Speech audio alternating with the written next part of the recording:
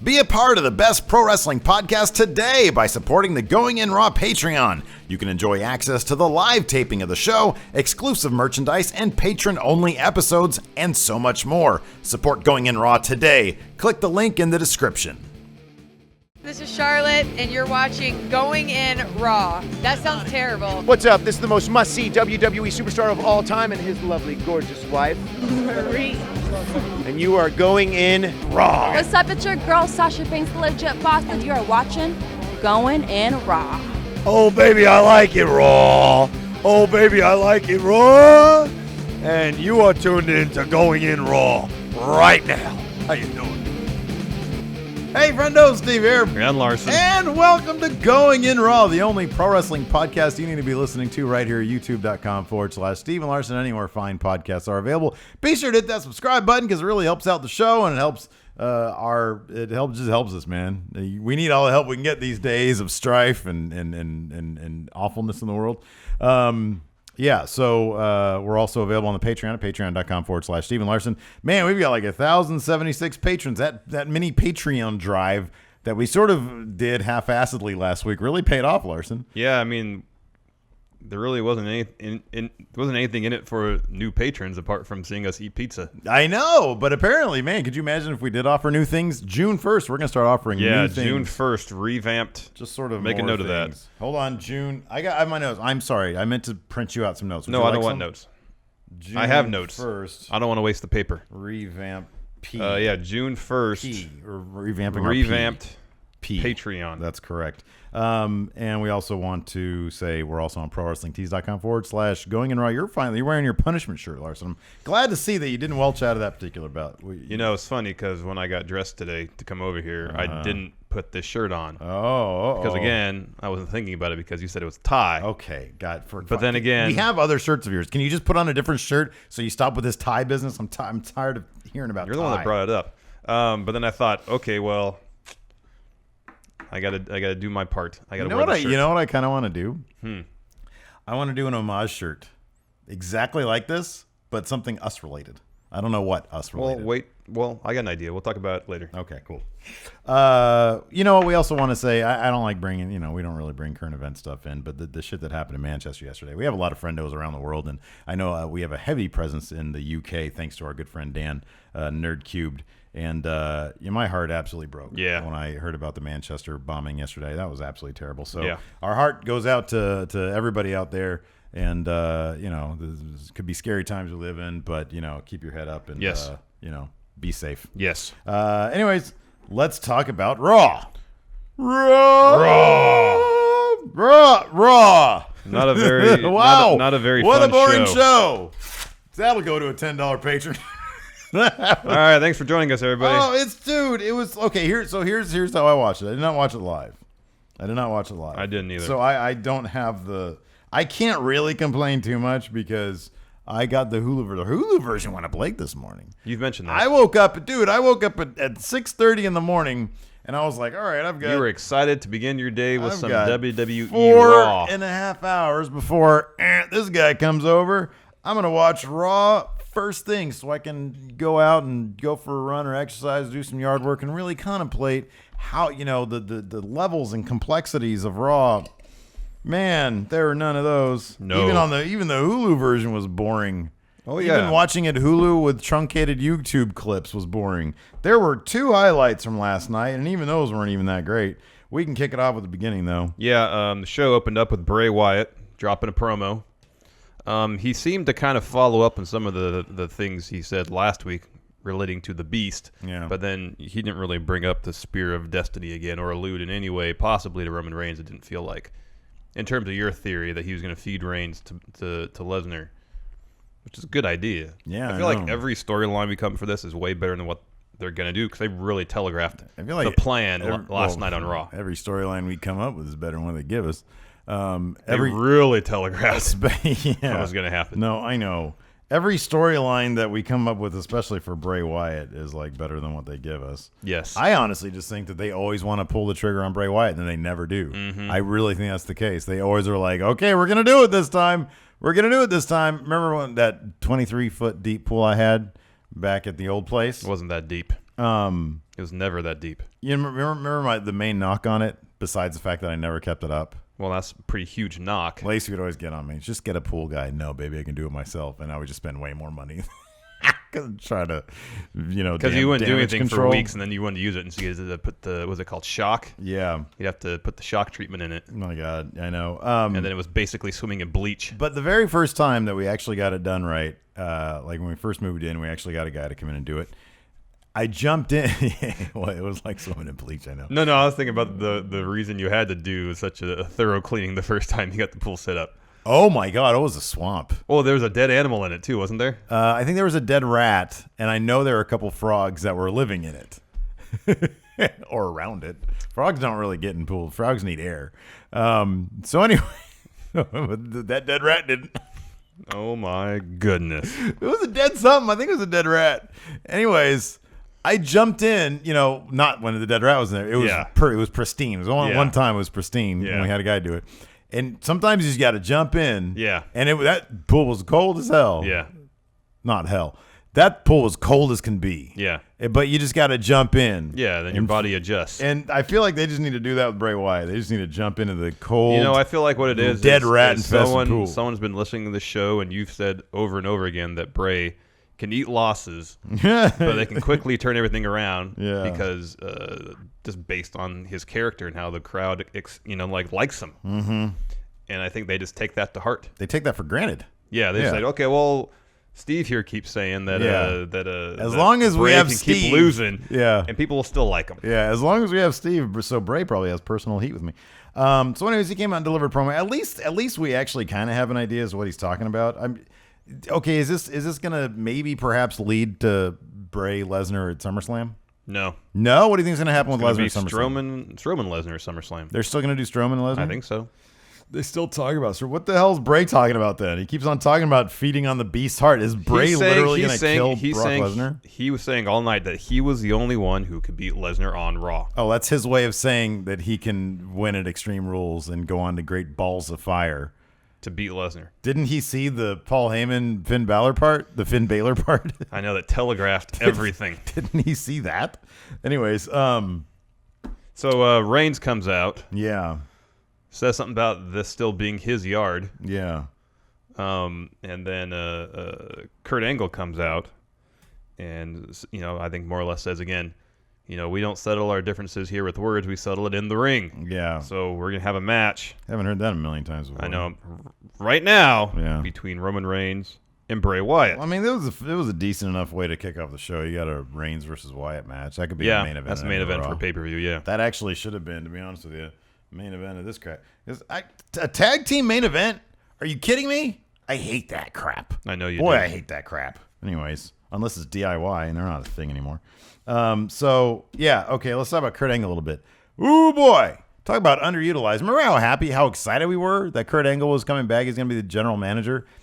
It's the same crap every week with him. I know, he's a facilitator. Yeah, it's just, okay, hey, you guys are arguing verbally. You're going to argue physically in the ring now. That every single time, that's what it is. There is nothing there, man. I know. Gee willikers. When he the first episode, the Raw after Mania, when he was named general manager, they at least gave him some moments backstage. Oh, that was great. The getting to know you stuff. Yeah, where that was fantastic. he could show off some of his character. Yeah, that was really good. Not doing that now. No, he's not. That's a problem. He's pretty much just there to sign off on matches now. And it's a bummer. So after the commercial break, we had Reigns versus Wyatt. Yeah. They were wrestling for a little bit. Yeah. Then Samoa Joe comes out. So as you remember, Samoa Joe got involved in the match last week. The main event of Raw. That was Wyatt versus Rollins. Yes. And in the end of that, the end game of that, of course, Joe came out to attack Rollins, but he ended up eating his sister Abigail as well. Correct. Yeah. So he comes down. He's about to take down Wyatt, but instead he takes down Reigns. Puts him in the coquina clutch. Right.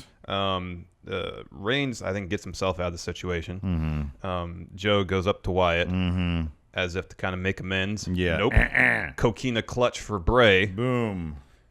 Rollins comes out. Yeah. Makes the save.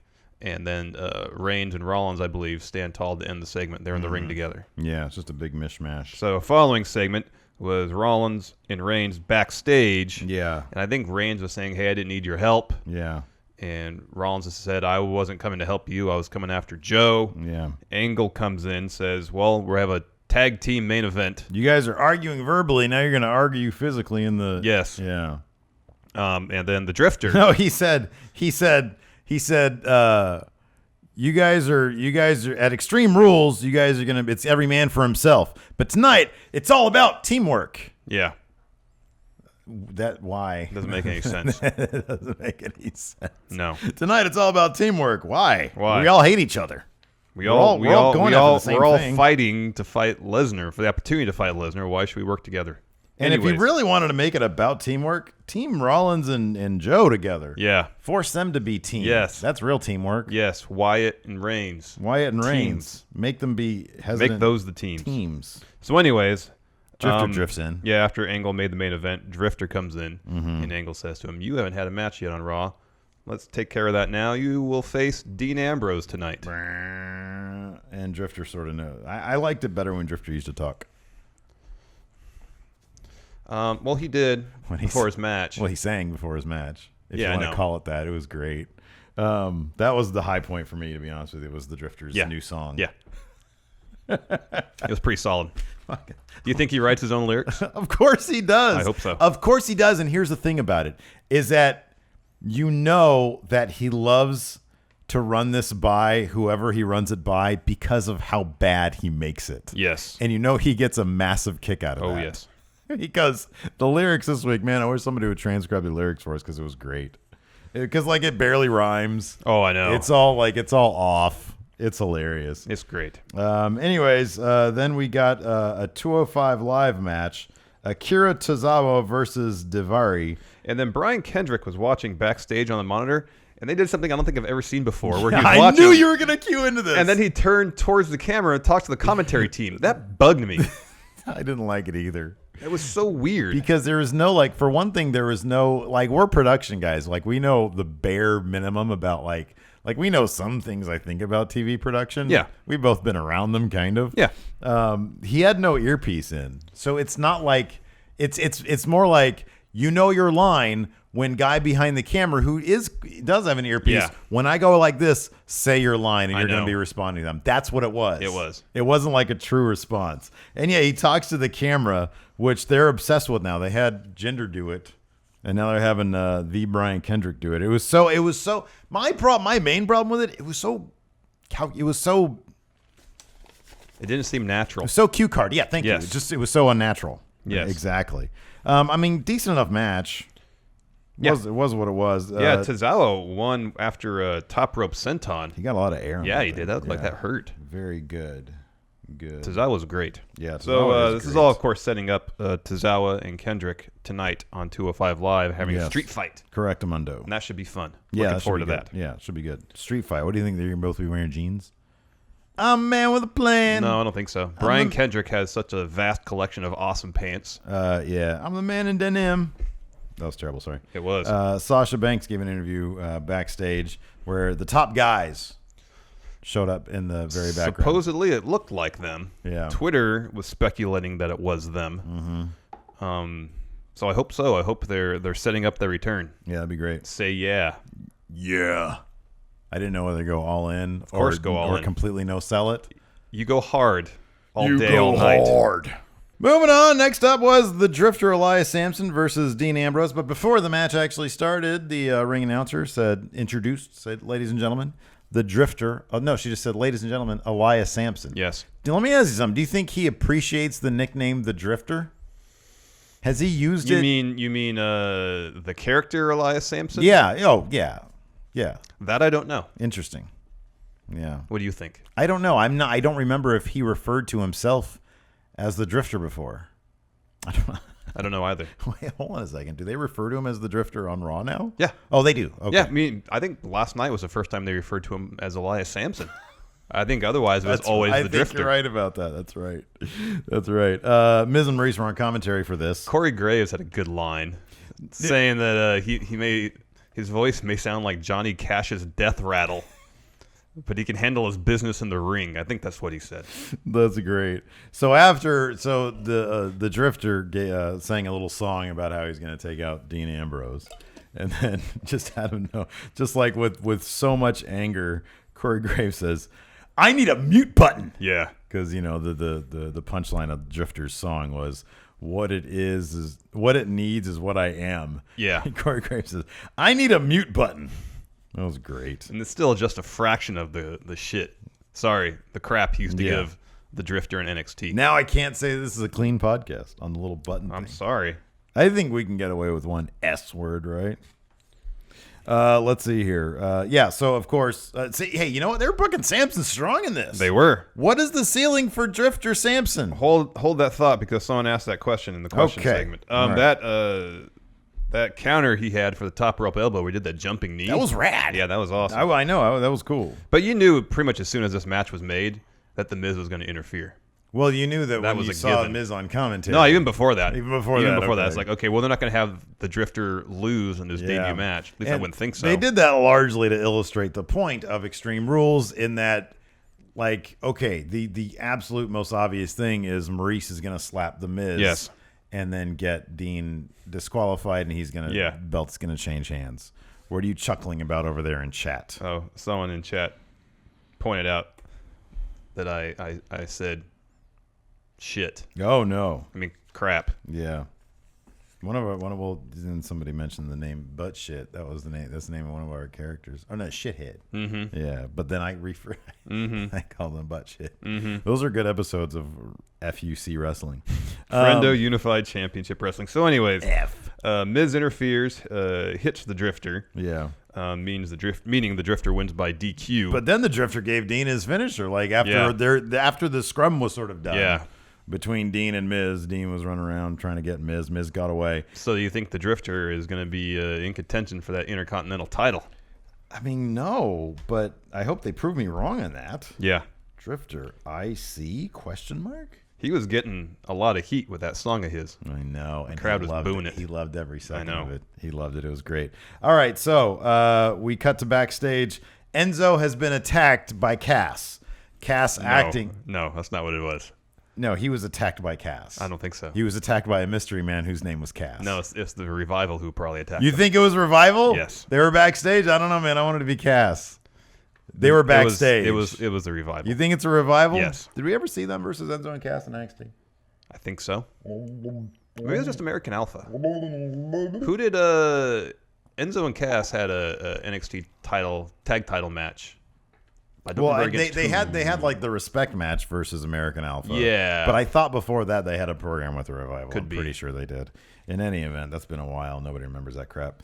So I was really hoping that it was Cass. But your inside sources are saying it was the No, that's Revival. just what I'm thinking. Say, yeah? Yeah.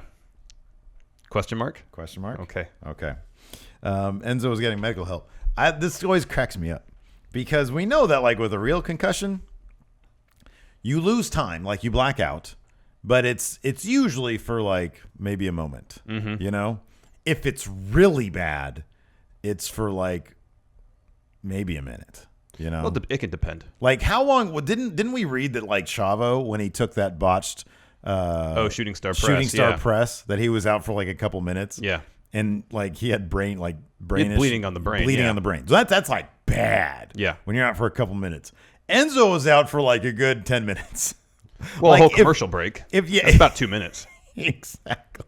He was out. Well, like the thing is, when they found him, he was out. He was, but also when they came back from commercial, he had already regained He had already come consciousness. to, but like still, like the amount of time that they were trying to wake him up in the least medically cleared way possible. Enzo, get up! Get up! Shaking him around and stuff. You're not supposed to do that. No. So is he going to get like that? To me, He should not be wrestling for at least a month. That screams concussion Protocol violation. Well, no, if he wrestles next week, then yes. Okay, so violation. He's got to go question through, mark. what is it, the Violation question mark. impact testing, is Yeah, what they call some it? stuff like that. I got a call from my hospital. My niece has to do that because she's going to be playing basketball. They had to have everybody do impact testing. That's interesting. Or no, she played softball. I don't know what it is. Anyway, she needs a concussion impact test. They need to establish a baseline. She needs to turn in her paperwork, otherwise she's going to get a wellness policy violation. Do they do that to establish a baseline? So in the event of a concussion, I believe so. Okay, I believe so. Then we had probably like the actual highlight of the night, which was Finn Balor, or as Kurt Angle likes to say, Finn Balor. He came down to deliver a promo. And he started talking about winning at Extreme Rules, I guess. Well, first of all, he started talking about Balor Club, which I'm not sure I'm huge on that, because I don't know, it's too incorporating of people. Balor Club should be a very select group of people. What do you feel about that? I think there should be. I like his new shirt, and I will buy it when it's on sale. And if I buy that shirt, then I'm a member of Balor Club, yes. Look, you're a high-profile person in the internet wrestling community. Not really, though. I think you should be. We get recognized some at wrestling shows. You should be eligible to be in Balor Club. A lot of those people in that stadium probably should not be eligible. Finn Balor, the president of Balor Club, yes? Correct. So CEO. I assume he, as president, would be the one to establish the rules of admission into Balor Club. So if he says everybody is eligible except the Miz. Here's the thing, though. As the face of Balor Club, he can't be seen picking and choosing. He needs to have people to do that for him. Well, like he can't be the one doing it, because then people are going to be like, well, why can't I be in? And then he has to be a jerk and say, you're too heavy, Steve. I'm like, geez, Balor, I didn't know there was like a fitness test I had to pass. Anyways, Paul Heyman came down. Yes. And basically told everybody that Finn Balor was going to win at Extreme Rules. Yes. And take on Brock Lesnar there at Great Balls of Fire. Yeah, as I said several times, they're even doing more than telegraphing this. They're pretty much saying what's going to happen. Yeah, because Paul Heyman basically says nobody else really is good. Nobody. I don't think anybody else. I don't consider anybody else victim material for Brock Lesnar except. I'm sorry. I consider everybody victim material except for you, Finn Balor. Yeah. Do you think he was kind of stroking Finn's ego a bit, knowing full well that Finn is the smallest competitor in that match, and would most likely be physically dominated by Brock Lesnar? I hope they don't go that route. I mean, maybe. That's what I thought. Yeah. At least from Heyman's motivation. Yeah. He went out there and they've made a point in the past of Balor saying, I like big men. I like fighting big men. Those odds are good. Mm-hmm. So, I guess that's possible. Yeah, probably. I still think it's a bad idea to have Balor take on Lesnar at this point, because he's not going to win. Okay, well, let me ask you something, though. Do you think he's going to lose? I completely think that they're totally willing to job him out cleanly. Do you think they're going to do that, though? Job out Finn cleanly? Yeah. Yeah. They did it to Roman Reigns, too. Or did it to Roman Reigns 2 weeks ago. Yeah, maybe. Is it going to be domination? If Brock was able to dominate Randy Orton, who's got 4 inches, 5 inches on but Balor. He's also got, 12, 13, 14 championships? Yeah, I know. Whatever it is. Finn, I'm just thinking in terms of... Finn still has a pretty big window of opportunity to do something for them. If you're going to just have Brock Finn. I'm just looking at it as a matchup of Brock, who's massive, and Finn, who isn't, in terms of size. Yeah. The believability factor of it. Yeah, no, I know. Because if Brock went in the ring with Seth Rollins, who's larger than Finn, but still vastly smaller than Brock, and dominated him. If Brock dominated Randy Orton, who's not that much smaller than Brock, it stands to reason. Well, Balor has a quickness advantage, but he also doesn't really have a powerful moveset. He's also a demon. Yeah, I'm curious to see how that plays in the whole thing. He's a demon. Are they really going to have Demon Balor lose in Demon Mode in the second Demon Mode match? No, they're not going to bust out Demon at freaking Great Balls of Fire. Oh, yeah, they are. You think so? Finn always does Demon Mode. Is he going to be Demon Mode at Extreme Rules? Yeah. You think so? Yeah, also his third match. I think he should only bust out Demon Mode at freaking the Big Four. Well, I'm just going by what he did in NXT in every takeover, every title match. That's right. He was in full-on demon mode, so I suspect that would be the same. I really like Finn. Finn's good. Everything you're telling me is a bummer. I'd like to be proven wrong. I'd like to see Finn win. I don't know. I don't know how the WWE, okay, here's the thing about Orton is that he can be dominated like that. Because I don't think they have much. I mean, yeah, he's just the He champion. can eat that loss He and can not eat that suffer loss. from it. I know. Can Finn? Can Finn eat a dominating loss from Brock Lesnar and anybody consider him? Because I think you would think that they still have plans for Finn. Yes. They made him the first Universal Champion. Yeah. Like right out of NXT. I know. I do not think a dominating loss to Brock Lesnar Would hurt him? would hurt that. I think it would. That's why I don't want to see it. Well, okay, but do you think that they think that?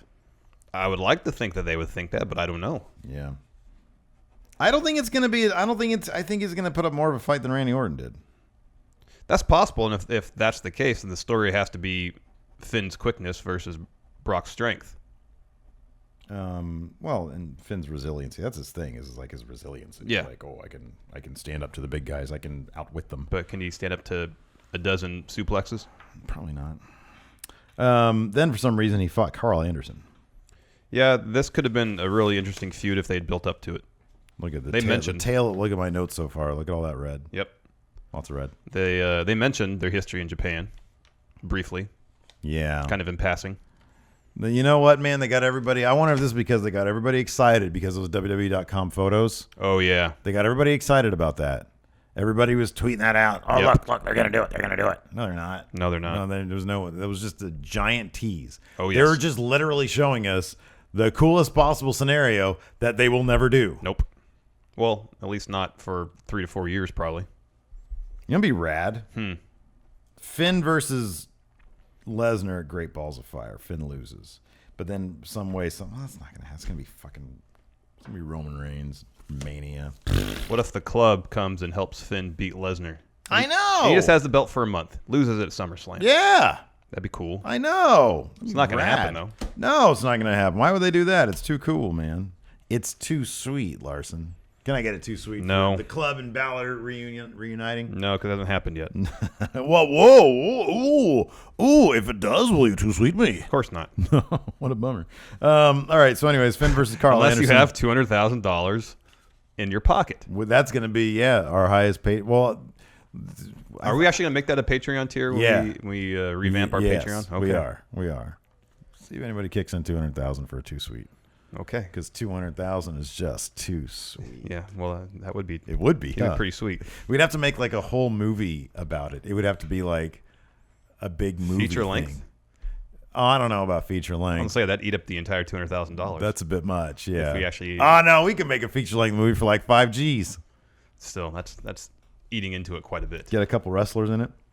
Let's see here. Finn versus Karl. We'll get Ryback in it. He charged like $4,500, I think. Finn versus Karl Anderson. Decent match. Decent match, man. But you know what? It's a bummer is that we've heard so much from like various like wrestlers how great of a wrestler Karl Anderson is, and we don't get to see it because it's kind of standard stuff. Yeah. Finn did his standard stuff. Karl did his standard stuff. Gallows tried to interfere, but Finn was able to, once again the club jobbed out to one guy. At least it wasn't a handicap match. Finn won with the coup de grace, Correct. or as Corey Graves called it, the coup de grace. Yes. Next, Can't be perfect. Alicia Fox versus Sasha Banks. Sasha was able to pick up the win. Using the, she just won with the double knees. Yeah. Off the middle rope. Yeah. Kind of an easy No win. bank statement. No. Let me ask you something. 205 Live. We're going to see Sasha Banks. I think this is a way to try to pop ratings on 205 Live.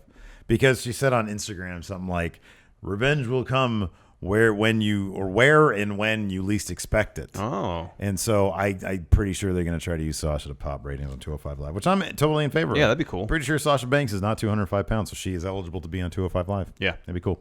I also liked her little, so yeah, I mean, the match was whatever it was. Sasha won. Noam Dar was getting in Sasha's grill.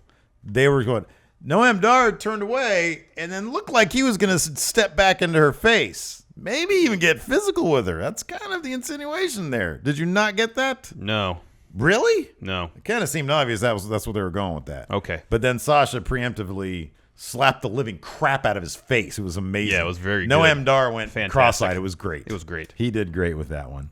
Alicia Fox then hit Sasha Banks with a scissor kick. I like her scissors kick. It looks pretty brutal. Yeah, it's great. And they stood tall. So Sasha Banks, expect her to show up on 205 Live. That should give that show maybe. I mean, look, here's the thing.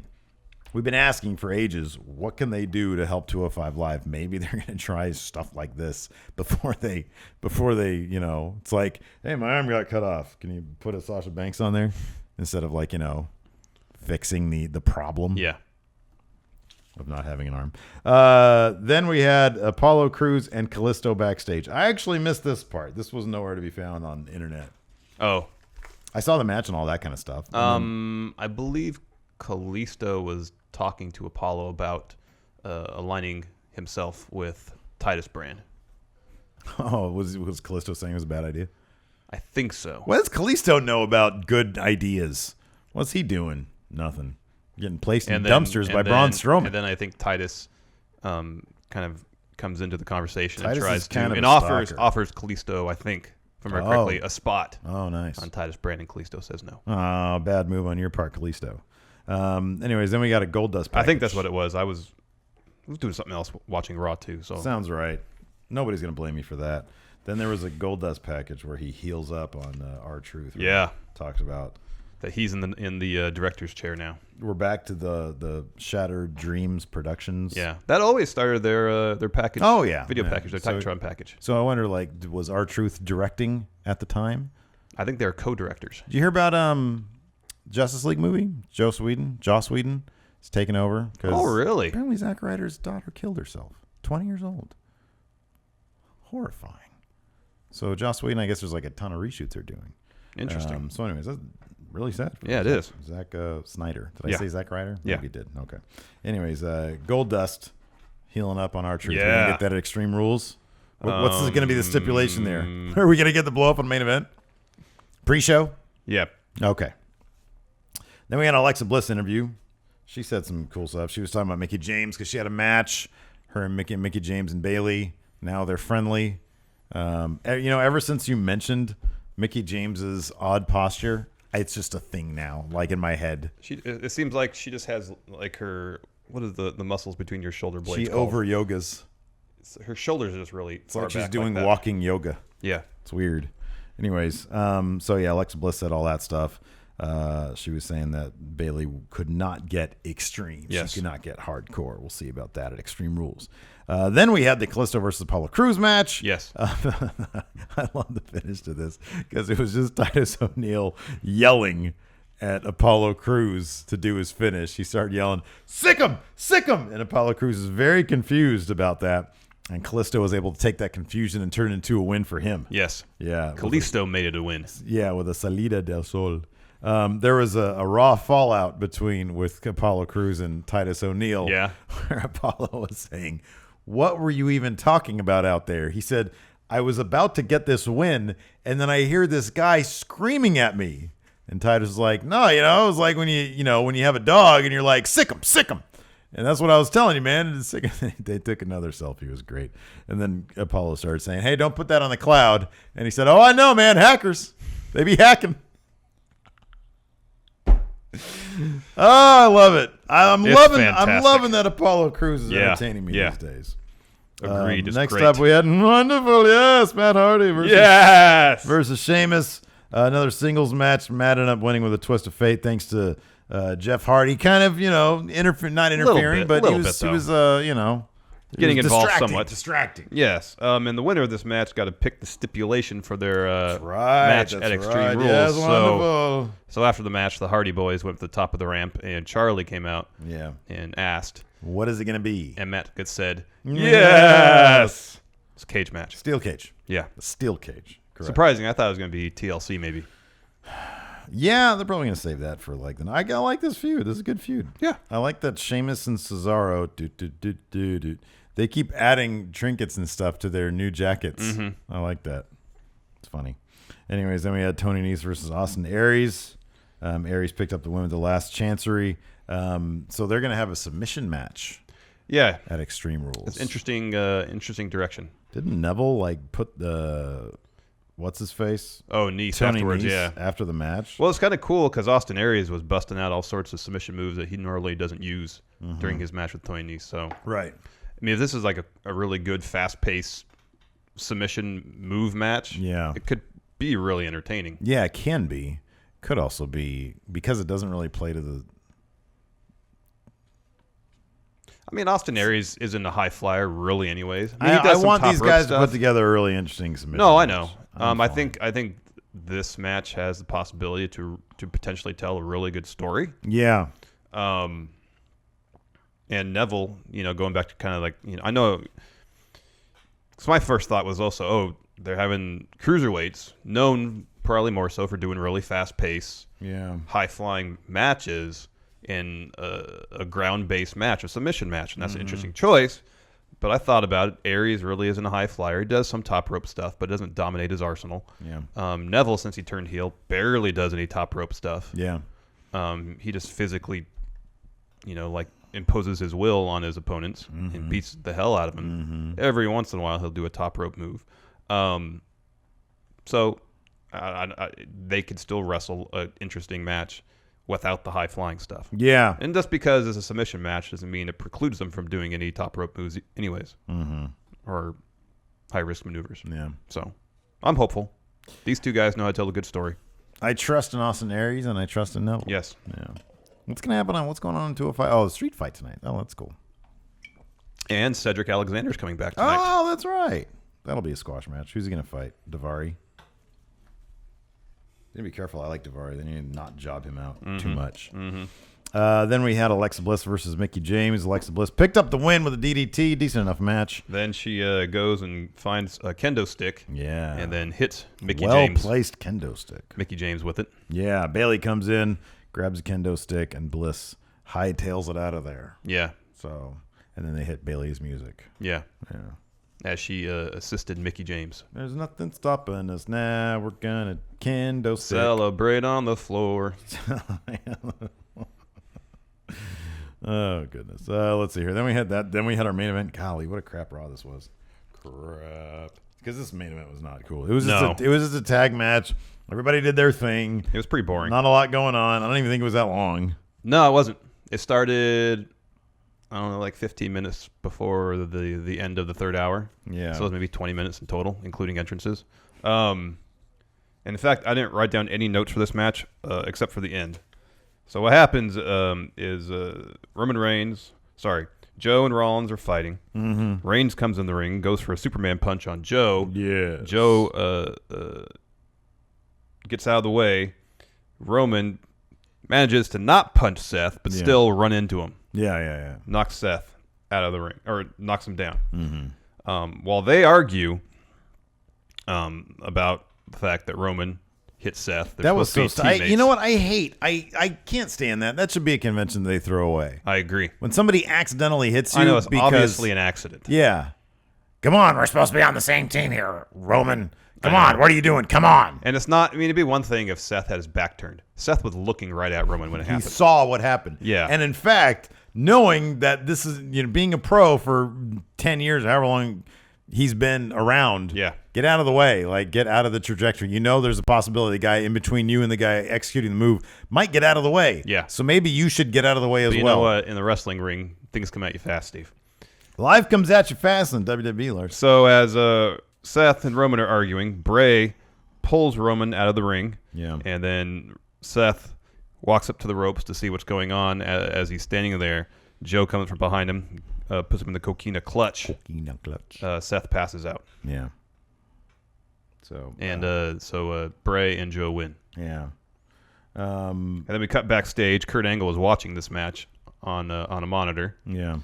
Finn comes into frame, and he was talking about how he wanted one of the competitors in that match in a match next week. And Kurt says, "You're not going to have a match against one of them. It's going to be a triple threat match. It's going to be Finn versus Joe versus Bray, and also it's going to be Reigns versus Rollins." Okay. So I mean, it's good matches. Yeah, they're mixing it up. There's some good matches. I mean, look, man, you can't have gold every week. Sometimes they got to be stinkers. But I like triple threat matches. I like singles matches. So just not tag matches. I can't say. You know what it is, man? It's not even necessarily tag matches. It's tag matches that aren't tag team matches. Well, I think what it is obviously SmackDown makes every match seemingly matter for the most part. Yeah, and that's a generalization. that's what I was going to get at is when they have these sort of tag team matches with people that are all kind of in a storyline together, and it's simply just an excuse to get participants in one storyline in a ring together, but it Yeah. really doesn't enhance the story. And I'm tired of Joe coming. Like, it's just getting old. Joe coming out and interfering with everything. It's annoying. You just, here comes Joe. Okay, now we know how this match. He really should have beat Seth at Payback. I don't think that would have cured all the ills, though, man. It wouldn't have required him to interfere in every Seth Rollins match because he's trying to get his revenge for the loss. Yeah, but I know. Regardless, they would have stretched this thing out. Oh, I know. But then it would have been Seth going after Joe. Then I would have been complaining about Seth coming out every week and doing this. No matter what, we're going to complain. It's all right. Anyways. Let's answer some questions. You know what? Sometimes I love Raw. This week was not that time. I'm looking forward to SmackDown tonight. Let's answer questions. Yes. I don't have. Oh, yeah, I do have them up. Literally, they're up. First, from I'm Not the Real Kenny Omega. Hey, Steven Larson. You are now GM of Raw. Oh, nice. Name all the changes you make, and you can sign 3 WGPW wrestlers. And which ones are they? Why can't I sign any fun wrestlers? That's not part of the question. That's why. Well, I'm asking why. That's not part of the question. I'm not the real Kenny Omega.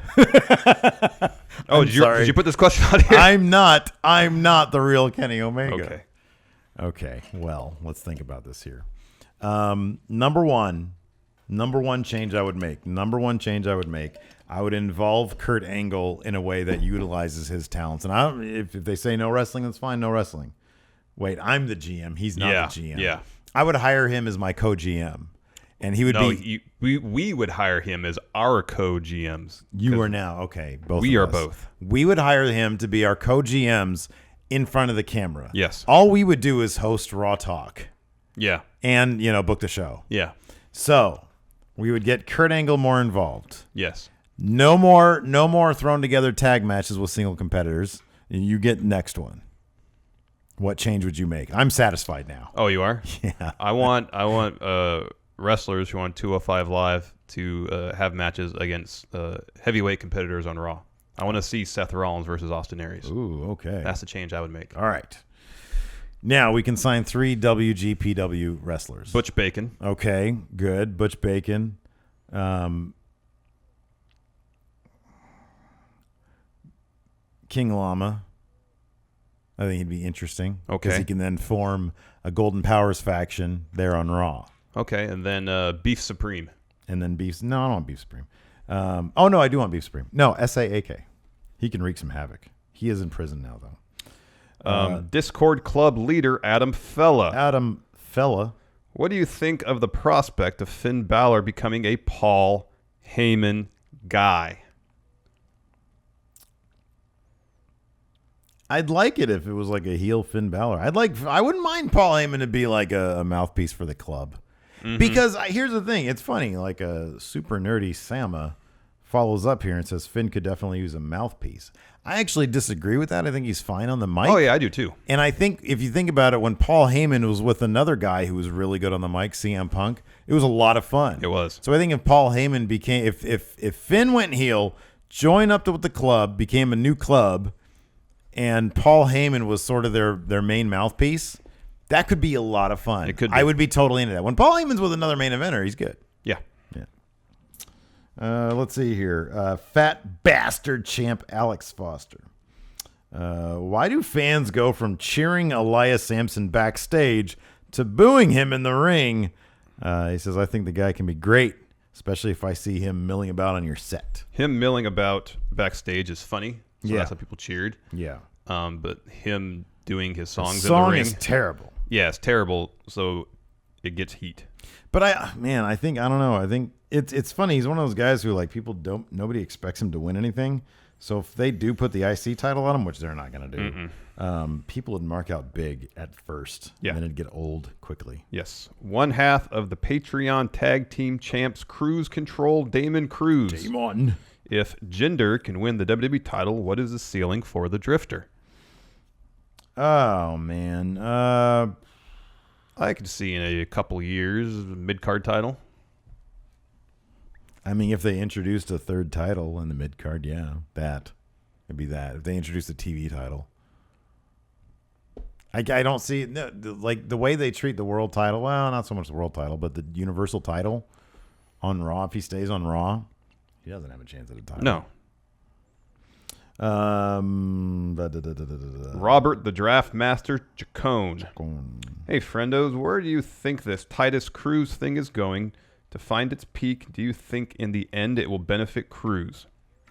Yeah, it already has benefited. See, Apollo. I could see Apollo Crews getting the IC title if this keeps on picking up steam. Perhaps I could see him maybe breaking through. I think he has a better chance of the Drifter. Oh yeah, getting that maybe. Apollo has done a great job during this story so far of being in the Titus brand, but not. Yeah, I know. That's what I know. And it's fantastic. I know. It's working really well.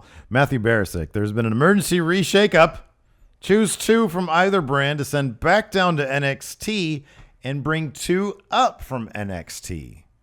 I'm going to do this. They've been trading. No, I'm sorry. They've not been trading anything. Kurt Hawkins has been getting destroyed by Aleister Black on main roster and main event. And then and then this week, apparently on NXT. Yeah. I'm going to flip those. I'm bringing Aleister Black up right now. Right now. And he's going to face Brock Lesnar at SummerSlam and take the Universal title. That's what's going to happen. Interesting idea. There you go. You get your choices now. Just because I thought it was a great story, I want Ty to go back to NXT so he can win the NXT title. Oh, I like that. And then the bring him up. NXT title. Yes. And then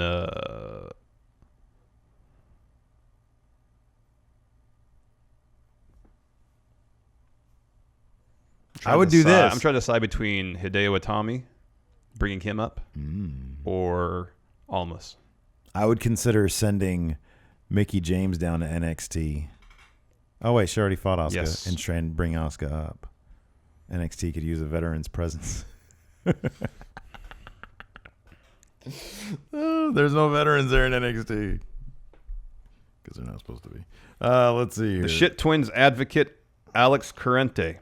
Currently, I am losing hope that Enzo and Cass can be saved and made a viable main event team. Oh, man, he sent us a video question over the weekend, or like right after we finished. Him and Vic Holland. Oh, yeah, They have video questions. They're going to go up on the dirt sheet. I Yes. said we're going to get them up on the episode yesterday, but we didn't. Oh, okay. Because I forgot that it was a pay-per-view thing. What could be done to help them get back to a spot where they seem like viable champs? Enzo and Cass. Have Cass be the guy who attacked Enzo. That'd be an interesting way to Yeah, because elevate them in the tag division. It doesn't say viable tag champs. Okay. Well, it says viable main event team. Viable main event team. I am losing hope that they can. No, he's saying look. I know you're right about this. Yeah, I am. But look, if you actually look at the wording, I'm losing hope that they could be made a viable main event team. Therefore, what can be done to get them to be viable champs? Oh yeah, have Cass attack Enzo. Yeah. Yeah, there you go. Anyways, I was joking. I don't mean, look, a program with a revival is a good step forward. Yeah, but they're not going to go over in that program. No, I know, but everybody likes a revival. Yeah. So say yeah. Say yeah. Yeah, Paul Ianoda. You think is Ianoda? I guess Ianoda. Okay.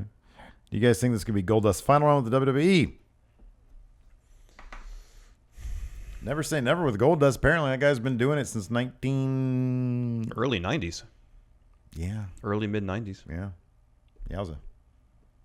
When did he debut in WC? Wasn't it like 89? Oh, it could be. Gee, man. It's almost 30 years. Holy moly. It could be. Yeah, it could be. I mean, I would think that it's kind of up to him because, I mean, they can always use, like these days, especially WWE can always use professionals who are willing to do whatever. Yes. So, yeah.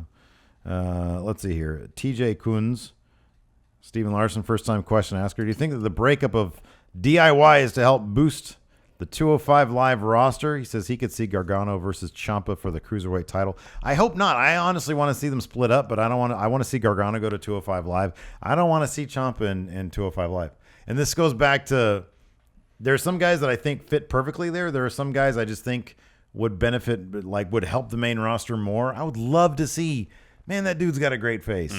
He would be so money on one of the big two brands. He would be so much money. But when they announced 205 Live, I believe both Gargano and Ciampa were announced as participants on the show. Yeah, they were, but I don't mean nothing. No, I know. They can change it anytime. Tommy T. He says, this question will be a weird one to answer, but you both and everyone else on the planet are biased in some form or another. So name 3 wrestlers who could do no wrong in your eyes, and 3 that always have a negative stigma to you whenever they are on screen. Wow, what a loaded question. What a good question. Who can do no wrong in your eyes?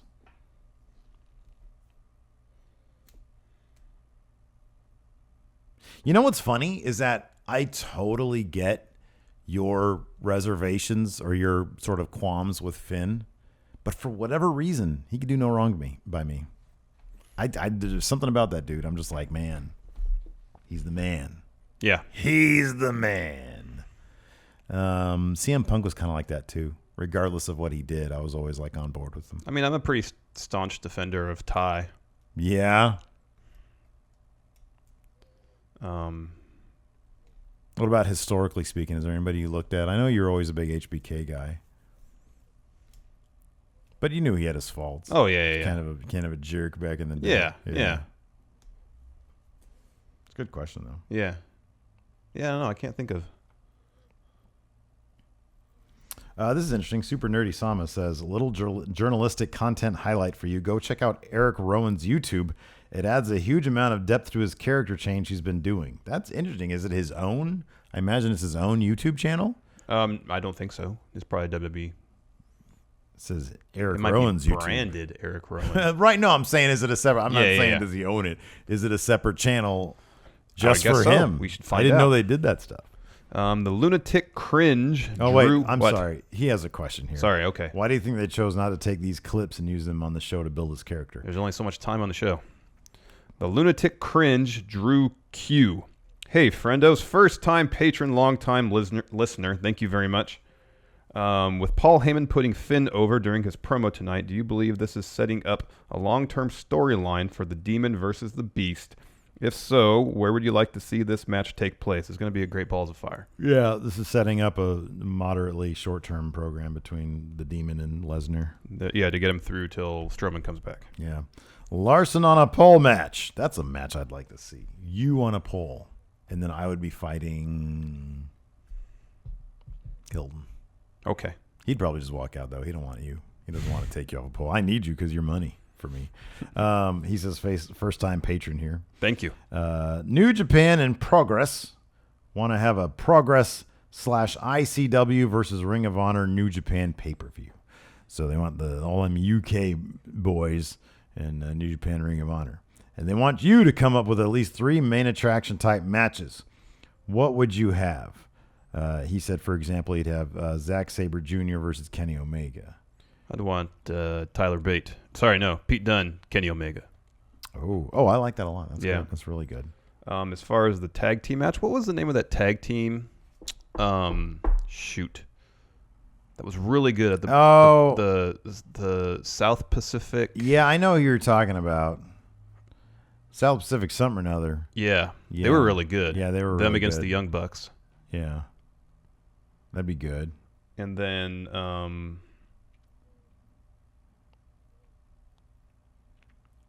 Trent Seven. I want to see Trent Seven versus Marty Scurll. Okay. Have we already seen that before? Probably. That's probably happened. Probably. A lot of that stuff's already happened. So, yeah, there you go. Who'd you want Zack Sabre Jr. to fight? Oh, he's already in New Japan. Yeah. Yeah, he would fight himself. There you go. Let's see here. Iron Man Marcus Tyler, first-time patron. Thank you. Let's see here. Do you think we could ever see the tag titles, whether from NXT or the main roster, hold the same prestige and place on the card as that of the WWE Universal titles? Well, I mean, we saw NXT. We saw the main event, and they treated it that way. They treated those tag titles as the big deal. Yeah. I wonder if that was specifically for the heel turn. I think for the so. Swerve. I mean, when I first saw that it was close main out the eventing the show, I thought, oh, it's because this is Their DIY's send-off. Yeah. Then I found out there was a heel turn. Yeah. So it made sense. That being said, I think that's as close as we've seen. I don't know if they're ever going to hold. I mean, they did that with the women's title for a spell, so we've seen that sort of ceiling been broken. I mean, if they could have, say, I know Matt Hardy on Twitter was kind of alluding to possibly going after the SmackDown tag team titles. Imagine it if it's the Hardys versus the New Day for best tag team in the universe. Yeah. That could main event a show. Yeah. No, I agree with that completely. Totally main event. Empire of Filth's women's champion, Nicole 9volt. Been a Patreon for a while, been busy, haven't had time to post a lot, but just wanted you guys to know that I still plug you up and listen to you as I'm driving around. I love you guys, and I love the Stephen Larson community. I don't expect this to get mentioned, just wanted to put it out there. I fucking love wrestling. Thank you very much. Thank you. It's been a while since we've seen Nicole 9volt. Yes. So. Ooh, the Nightcrawler. I was going to go with Discord Club, the conductor, Flats Zamboni.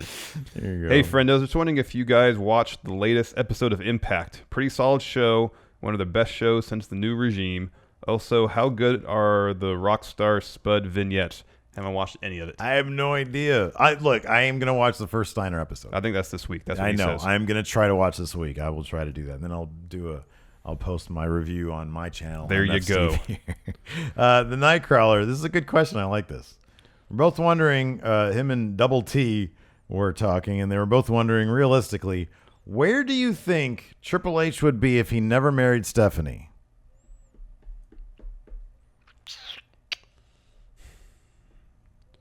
I don't know if his career would have been that different because it was him or something used to say that the locker room back then was full of sharks, right? In one of the documentaries. And I think he was just an ambitious guy. And I think he still would have found a great level of success.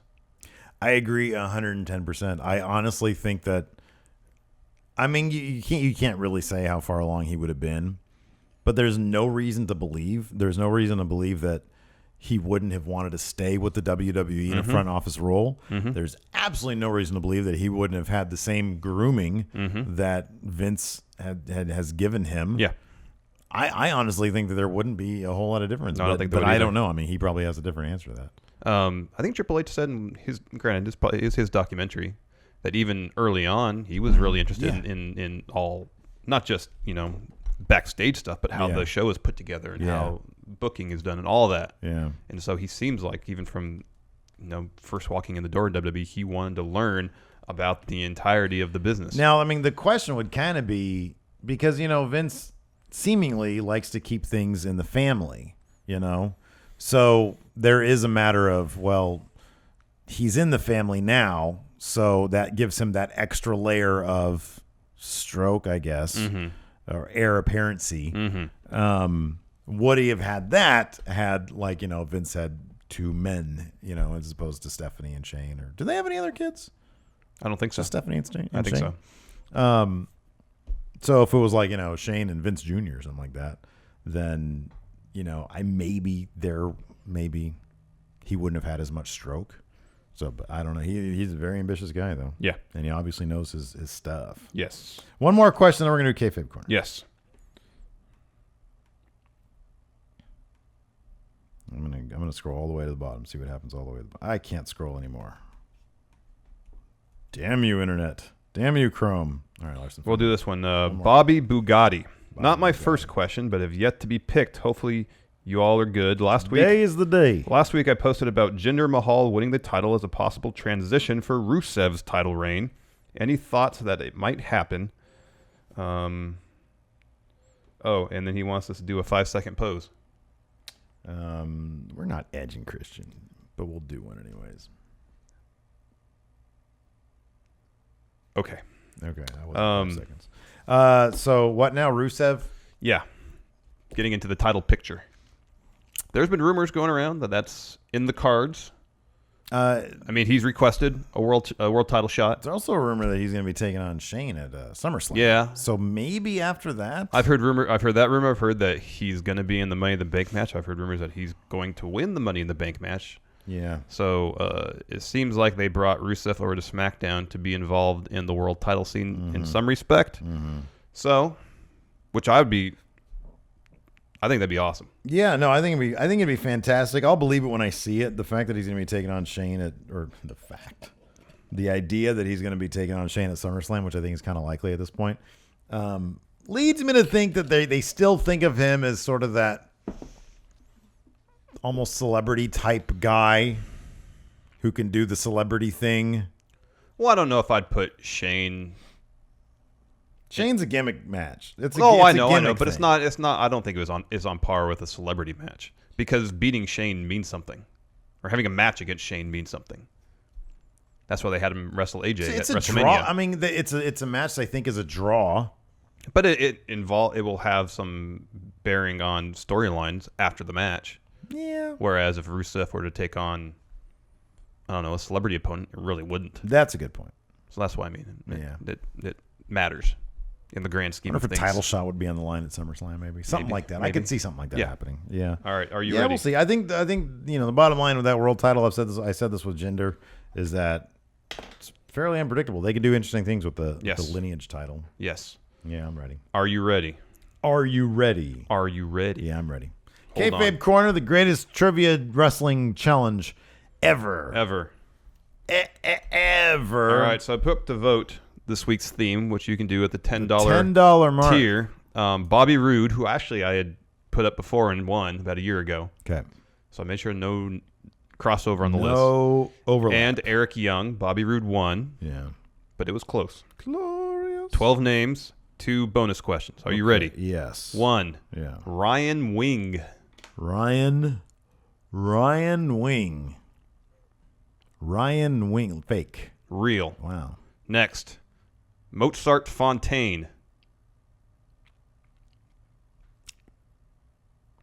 My gut's telling me fake, but I'm going to say real. Real. Okay. 3. Who was that? Oh, I went on Pro Fight DB on Bobby Roode's and just went through his entire history. Oh, wow. Next, Alistair Stevens. Yeah, I'll say fake. 4, Silver Inferno. Silver Inferno as opposed to Gold Inferno. I'm going to say real. Fake. Okay. 5, Mike Cruel. Mike Cruel, fake. Real. Okay. 6, Johnny Maximo. Fake. 7, Dustin Storm. Real. Fake. Oh, wow, that sounds real. Next, Kevin Cross. Real. Yeah. Okay. I thought, looking at here, I had less than 12. Next, Danny Hawk. Danny Hawk. Real. Fake. Okay. Braden Harris. Braden Harris. Real. Fake. Really? Yeah. Oh, wow. You just make up a Bray Wyatt name. That was good. Aaron Xavier. Aaron Xavier. Real. Yeah. Okay. Last one. Chase Douglas. Chase Douglas. I'm going to say real. Fake. Okay. Well, 5. What a crap showing I made. That's 12. Yeah. Okay. 2 trivia questions. Are you ready? Yeah. What former Intercontinental Champion was one of Bobby Roode's trainers?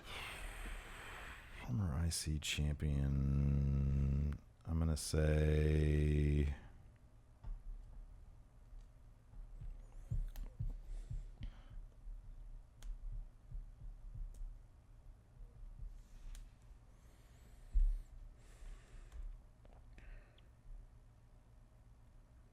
I'll say Kurt Hennig. Val Venus. Oh, okay. That sounds familiar. Also, what name did Bobby Roode employ for his debut match? First match ever. I'll say Robert Roode. Totally awesome.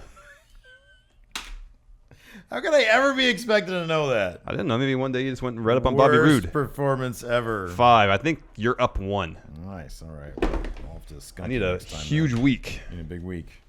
You need a big week. All right. Anyways, we're going to do a bonus episode for the patrons. Yeah. So you guys can check that out at the $5 Patreon tier. Every single week, get a bonus episode. So stay tuned for that, all you people watching right now. And until next time, we'll talk to you guys later. Bye.